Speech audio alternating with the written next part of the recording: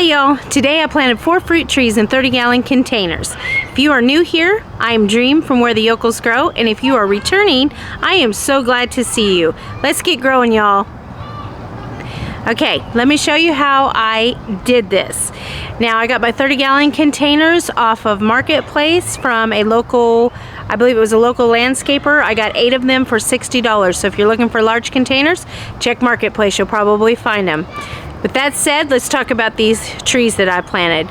Now, I took 1 bag of, I believe it was a 50, I think it said 50 yard, of a Kellogg's organic soil that is specifically made for trees and shrubs. I filled it up about half full with that 1 bag, and then I took some of the Earthgro's Manure and Hummus and just put a little bit of that on there. And then I took some of the Grow Well Proven Organic Citrus and Fruit Tree Fertilizer, so it would have a longer time for fertilizing as, you know, as it grows. Then once that was done, just like the raspberries, the blackberries, and the blueberries, I took the tree inside of its pot and I put it inside of the large container on top of the soil that I had put there.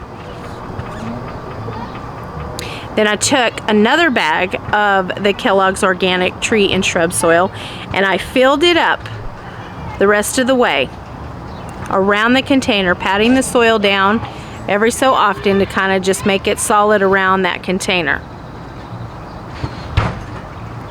After I got it all full, I pulled the tree in its container back out, and then inside of that hole I put blood meal, and I also put True's bone meal inside of it and kind of mixed it up.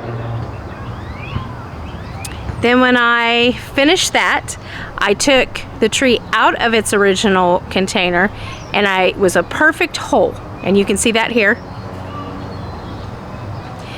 And the tree sat down right inside of it beautifully. And then I, put the soil around it, and I was very careful not to cover. There is a little knot at the bottom of this tree, and that is where they actually spliced it and fused it together, so it's kind of like a crown on a strawberry, and you do not want to cover that up. After that, it was planted, I watered it in, and it was done, and I continued the next 3 trees the same way. Now that it's all done, let me show you what they look like. Okay, here they are. I've planted all of them. On this side are 2 nectarines, 1 and 2, and then over here and over there are plums.